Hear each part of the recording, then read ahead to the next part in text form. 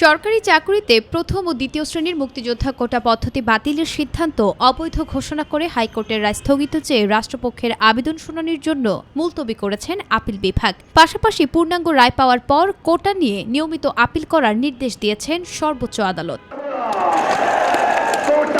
এদিকে টানা চতুর্থ দিনের মতো বৈষম্য নিরসনে কোটা পদ্ধতি বাতিলের জন্য রাজপথে রয়েছে বিশ্ববিদ্যালয়ের শিক্ষার্থীরা।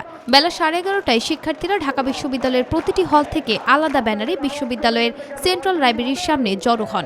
সেখান থেকে মিছিল নিয়ে হলপাড়া ভিসি চত্বর টিএসসি হয়ে দুপুর 12:15টায় শাহবাগ মোড়ে অবস্থান নেন।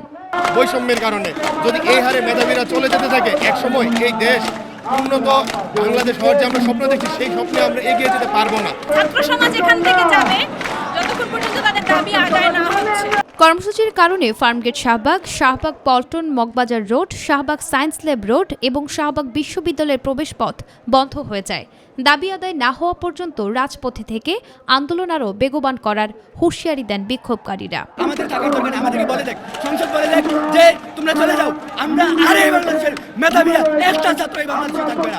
যে পর্যন্ত এই ছাত্র সমাজের, এই সারা বাংলাদেশের মানুষের এই বৈষম্যমূলক এই কথা দূর না করা হবে, সে পর্যন্ত আন্দোলন চলবে।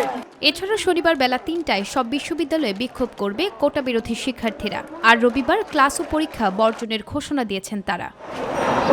মেধাবী শিক্ষার্থীরা যেন বৈষম্যের শিকার না হয় এবং দেশ যেন মেধাশূন্য না হয়ে যায়, সে কারণে কিন্তু রাজপথে কোটা প্রথার বিরুদ্ধে আন্দোলন চলমান রয়েছে।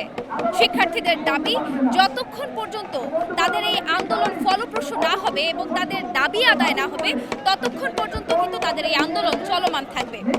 শাহবাগ কোটা আন্দোলন থেকে নুসরাত শারমিন, মাই টিভি, ঢাকা।